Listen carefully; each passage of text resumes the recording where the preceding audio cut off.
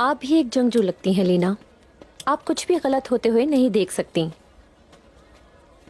नसीब की बात है। ये सब नसीब से नहीं, तजर्बे से हासिल होती है। आपकी परवरिश बहुत अच्छी हुई है।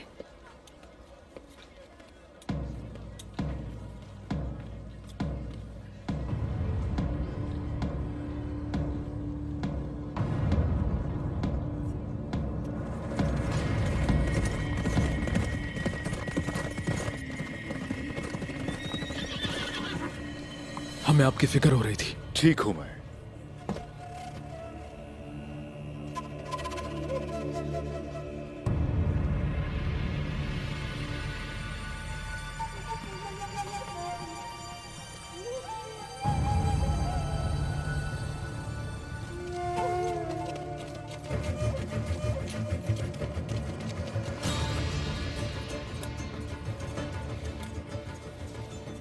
मुझे अब यहाँ से जाना होगा, कुछ काम करने हैं। हाँ, क्यों नहीं, बिल्कुल जाएं।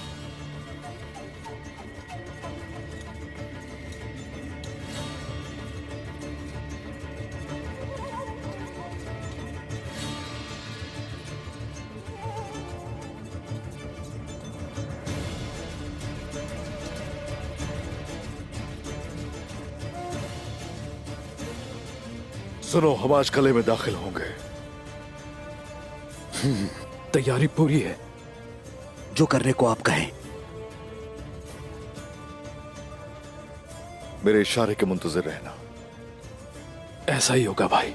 बेहतर है मेरे आका।